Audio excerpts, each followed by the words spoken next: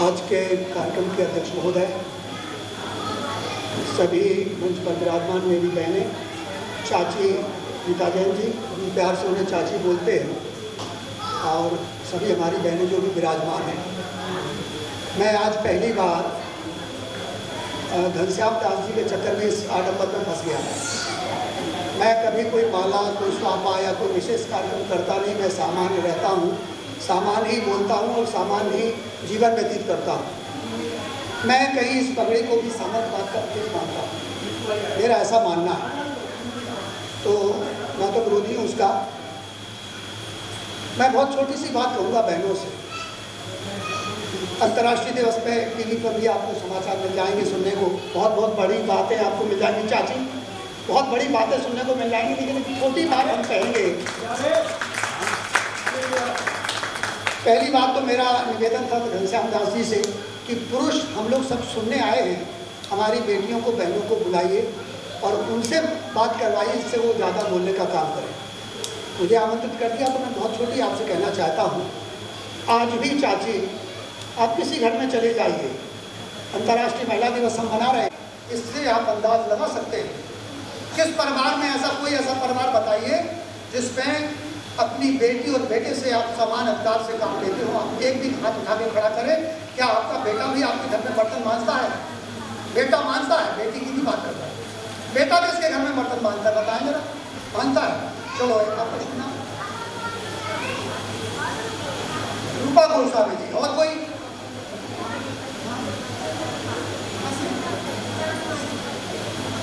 तो रूपा गोस्वामी जी और चंद्रप्रभा, दो हमारी बहनें निकली हैं। एक और तीसरी बहन है प्रतिभाला। चलो तीन हमारी बहनें निकली हैं जिनके घर में बच्चों और बच्चियों में समानता का व्यवहार होता है। कभी विलियम्स का है अभी नाम, आज़ादी के समय में हमारी आज़ाद हिंद फौज की जो नेता रही हैं वो भी रही हैं। आज तो राष्ट्रपति हमारी महिला है, हमारी उत्तर प्रदेश की महिला जो है वो राज्यपाल है। और इतनी सारी बहनें हमारी जो मंच पे बैठी हैं, चाची को छोड़ करके उनको मतलब लोहिया ने ये बात बड़ी अच्छी तरह से समझा था और उन्होंने कहा था एक बहुत सरल बात एक और भी है। खासतौर पे हम कहेंगे कि आप लोग बात ना करें, हमारी बहनें सुने इस बात को गहराई से और इसको घर ले जाएं। मेरे पिता थे, ये तो आज अंतर्राष्ट्रीय महिला दिवस शायद बहुत समय बाद मनाया जा रहा है। मेरी उम्र हो गई है 67 साल। और जब मैं कभी 10-12 साल का था तो यहीं ललितपुर में रहते थे, तो मेरे पिताजी ने सबसे पहले घर में समाजवाद लागू किया। और वो कहते थे कि यदि रोटी बहन सेकेगी तो रोटी बेलने का काम बेटा करेगा, और यदि बर्तन बहन मांजेगी तो धोने का काम बेटा करेगा। और सन 10वीं वर्ष का मैं 10 वर्ष का बच्चा थी, तब से मैंने इस समाजवाद के पाठ को पढ़ा और मैंने नारी शक्ति और नारी महिला के सम्मान को समझा। एक और बात आपको कहना चाहूँ, मैं तारीफ की बात नहीं कर रहा हूँ। मेरी बहन चंद्रप्रभा सिंह, जो यदि कोई इसमें से जानता हो, वो अंतर्राष्ट्रीय धावक रही उस समय। मेरी बहन पर इतने आरोप लगे जब वो खेलती थी, मैं ज़्यादा नहीं कहूँगा, जब वो जाती थी कहीं बाहर खेलने तो ललितपुर के लोग आरोप लगाते थे कि फलाने की बेटी चरित्रहीन है, वो लड़कों के साथ खेलने जाती है, ऐसे आरोप लगाए गए। लेकिन वो उस समय हमारे पिताजी ने ये आदर्श प्रस्तुत किया कि यदि लड़का खेल सकता है, बाहर जा सकता है, तो लड़की खेलने बाहर क्यों नहीं जा सकती? आवश्यकता है, इतिहास हमारे पास बहुत है। बुंदेलखंड का इतिहास देखिए आप, रानी सारंगा, लक्ष्मीबाई, अवंतीबाई, आपका दुर्गावती, बहुत उदाहरण है। ऐसे उदाहरण हैं जिन्होंने अपनी शक्ति, सामर्थ्य और ज्ञान का परिचय दिया, विवेक का परिचय दिया, साहस का परिचय दिया। एक हम महिला बता दें आपको, ललितपुर में इंदु शुक्ला अभी रहती हैं, लल्लू डब्बू का जो पेट्रोल पंप है सुभाष अग्रवाल जी का, उनके सामने वो रहते हैं, जायसवाल जी का, उनके सामने वो रहती हैं, पता लगा लेना। उनके पति की मौत करीब आज से 2017 में हो गई थी, और उनकी मौत नहीं हुई थी बल्कि उनकी लाइफ पे हत्या कर दी थी। उनके पास एक एजेंसी है, मैं उस एजेंसी का नाम नहीं लूँगा यहाँ पर।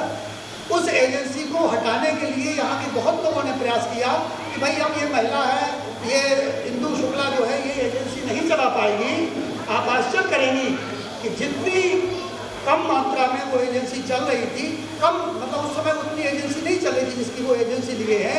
आज वही इंदु शुक्ला अनुदेशिका है शिक्षा विभाग में, और जब उनका बेटा मात्र 13 साल का था तो आज उस एजेंसी को बड़े पैमाने पर चला रही हैं और पूरे ललितपुर जिले में उनका लाखों का कारोबार होता है। ये है एक साहस की, एक महिला के साहस की कहानी। बड़े इतिहास की कहानी कहेंगे तो शायद आपको लगेगा पता नहीं इतिहास, और भी बहुत हमारे बैठे हैं आमंत्रित सदस्य और हमारी बहनें वो सुनाएंगी आपको। मैंने बहुत छोटी सी बात आपके सामने रखी और ये बात आप गांठ बांध के ले जाएं। दूसरी बात, मैंने बहुत जगह में जाता हूँ, श्रद्धांजलि सभाएं हम करते हैं। किसी को यदि मेरी सभा में किसी ने सुना हो, महिलाओं का जब श्रद्धांजलि सभाएं करते हैं तो उसमें एक और बात आती है। अभी भी यहाँ पर बहुत महिलाएं बैठी हैं तो उसमें मैं जाता हूँ तो एक विशेष आचरण होता है। यहाँ पर बहुत अच्छा हुआ है कि महिलाओं को सोफा सेट डाला गया। हम जब श्रद्धांजलि सभाओं में जाते हैं हम सबसे भी कह रहे हैं, हमारे कीरत सिंह जी बैठे हैं, ये श्री राम जी बैठे हुए हैं, हमारे अज्जू बाबा जी बैठे हुए हैं। अब आप ऐसे लोग सबका नाम लेना संभव नहीं हो पाएगा। हम उन श्रद्धांजलि सभाओं में जाते हैं तो एक तरीका वहाँ होता है चाची, एक तरफ फर्श डाल दिया जाता है और एक तरफ कुर्सियाँ डाल दी जाती है। मैं पूरा कला में गया और पूरा कला में एक तरफ फर्श डला था, एक तरफ कुर्सियाँ डली थी। सारे पुरुष कुर्सियों पर बैठे थे और सारी महिलाएं फर्श पर बैठी थी। और आश्चर्य होगा कि जो महिलाएं और बच्चियाँ बैठी थी उसमें पोस्ट ग्रेजुएट थी, उसमें MSc थी, कोई MA थी, कोई LLB थी, उसमें लड़कियाँ। यादव समाज की श्रद्धांजलि सभा थी। एक लड़का उसमें से आया, 6वीं में पढ़ता था, उसको कहीं कुर्सी नहीं मिली तो ट्रैक्टर का जो पंजा होता है उसके ऊपर बैठकर, लेकिन फर्श पर बैठना उसने स्वीकार नहीं किया। ये है हमारी आज की महिलाओं की बुंदेलखंड में स्थिति। इसलिए अभी तालियां आपकी कब बज रही थी? आप मुझे ताली बजाएं या ना बजाएं, लेकिन जब हमारी बहनें बोले आपके बीच में तो आपकी तालियों की आवाज़ इतनी जोर से आनी चाहिए कि सड़क पर आवाज़ जाए कि महिलाएं, अंतर्राष्ट्रीय महिला दिवस यहाँ मनाया जा रहा है। ये मैं ज़्यादा उसमें शेर और शायरी में नहीं जाना चाहता, तो मेरी बस एक दो बातें हैं। और उसमें एक आखिरी बात जो मैं कहूँगा तो सबसे बड़ी बुराई है पर्दा प्रथा। डॉक्टर लोहिया ने इस बात को बड़ा बखूबी से समझा था। आपने देखा होगा उन्होंने लिखा, उन्होंने बड़ी चिंतन से लिखा। बोले मैं सबसे ज़्यादा समाजवाद यदि महिलाओं में देखता हूँ तो उन्होंने लिखा कि उन कहानियों में देखता हूँ जो कम से कम समाज के साथ बराबरी का दर्जा पुरुष के साथ मिलकर के खेती और मजदूरी करती है, लेकिन वही महिला जब कहीं भद्रता की तरफ बढ़ जाती है या उसका पति अधिकारी या कोई नौकरी पर लग जाता है तो वही महिला उस जगह से निकल करके और उस भद्र पुरुष की महिला में शामिल हो जाती है भद्रता में, कि फिर वो भी घर के अंदर उसका पर्दा टक जाता है और बाहर निकलने का काम नहीं करती। तो ये आज की जरूरत है, आज पर्दा की नहीं बल्कि आज आपको सम्मान की जरूरत है, आपको क्रांति की जरूरत है। और वो क्रांति सीखनी होगी आपको लक्ष्मीबाई से, तो क्रांति सीखनी होगी आपको दुर्गावती से, तो क्रांति सीखनी होगी आपको अवंतीबाई से, तो क्रांति सीखनी होगी आपको सहगल, गोयल सहगल से, नाम में याद नहीं आ रहा है, सहगल एक जो महिला थी। और एक और हम आपको नाम बताएंगे, नाम उनका है थोड़ा सा आज़ादी की आंदोलन में जब दुर्गा बेटी ने जब से ये आपके शहीद भगत सिंह, जब शहीद भगत सिंह अपना भेष बदल करके बाहर जा रहे थे तो दुर्गा भाभी ने उनकी पत्नी बन करके और उनको अंग्रेजों से दूर ले जाने का काम किया था।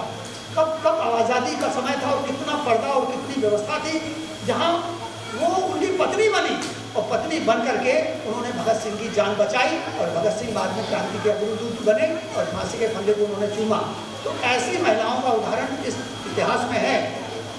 आज जिस समाज से जो भी समाज की महिलाएं बैठी हैं, लोहिया ने हमेशा ये बात को माना कि यदि दुनिया की जो असमानताएं हैं जिसमें गरीबी है, बेरोजगारी है, आर्थिक असमानता है, इसको बोलते हैं, उन्होंने एक असमानता और माना। उन्होंने कहा नर नारी की असमानता को भी उन्होंने एक बड़ी असमानता माना और उन्होंने कहा कि जबकि नारी पुरुष से भारी है क्योंकि इसमें दो मात्राएं लगती हैं, नर और नारी, ना में भी मात्रा और रा में भी मात्रा, भारी होने के बावजूद आखिर उसका पल्ला क्यों ऊपर जाता है और पुरुष का पल्ला क्यों नीचे जाता है, इस पर हमें चिंतन करना होगा, मनन करना करना होगा और उसके लिए हमें सबसे पहला हथियार हमारे पास है, तो हमें शिक्षा कायम करनी होगी। जैसे कि आज चाची बैठी है, वो आज स्कूल चलाती है, भूपेंद्र चाचा जी उसमें कोई दखल नहीं देते, सारा का सारा भार उनके ऊपर है। कहीं तो योग्यता होगी तब तो वो स्कूल चलाती है। ये योग्यता आपको पैदा करनी होगी और उसके लिए आप जिम्मेदार हैं। आप अपनी बेटी को, अपनी बहन को, अपनी बहू को सम्मान देना भी सीखें। मैं बहुओं से भी निवेदन करूँगा, ये बहुत बड़ी समस्या है परिवार में, ये बहुत बड़ी समस्या कहना चाहूँगा इसमें से, क्योंकि आप बहुत बैठी हैं। अमूमन जब माता पिता हो जाते हैं, खासतौर पर सास यदि व्रत हो जाए तो बहू बोलना शुरू कर देती है कि तुम केवल रोटी तोड़ने को हो गई, अब तुम आप छुटकानी घर में नहीं है, तुम जितने जल्दी मर जाती तो हम तुमसे स्वतंत्र हो जाते, हम तुमसे छुटकारा पा जाते। मैं चाहता हूँ बहनों से, यदि आप एक काम करना शुरू कर दें, मैं आज से कहना चाहता हूँ, मैं तो करता था आज भी, अब तो नहीं कर पाता हूँ, तो मैं पड़ोस में करता हूँ। एक काम शुरू करें, आप सम्मान दें ना दें, लेकिन हमारी बेटियाँ, हमारी मतलब बहुओं को, खासतौर पर बेटियों के तो पाँव निर्घट में छुए जाते हैं, बहुएं एक काम कर दें, मत दे सम्मान अपनी सास को, लेकिन यदि उनका सुबह से उठ करके पाँव छूने का काम आप शुरू कर दें तो निश्चित रूप से एक दिन जो ये झगड़ा है, जो नारी से नारी का अपमान हो रहा है, ये निश्चित रूप से बंद हो जाएगा। यदि किसी में साहस है तो वो हाथ खड़ा करे कि हम अपनी सास से सो झगड़ा होने के बाद भी अपनी सास के पाँव छूने, कोई है जो हाथ खड़ा कर सकती है हमारी बीच में? बहुत बहुत धन्यवाद। हमारी 2-3 बहनों ने हाथ खड़ा किया। ये यही है, अंतर्राष्ट्रीय दिवस सब मनाएंगे, बड़ी बड़ी बातें करेंगे, इससे कुछ होने वाला नहीं है। अपने आचरण को आपको सुधारना होगा और सबसे आपके परिवार को आपको आगे बढ़ाना होगा। इसी निवेदन के साथ आपको प्रणाम करता हूँ।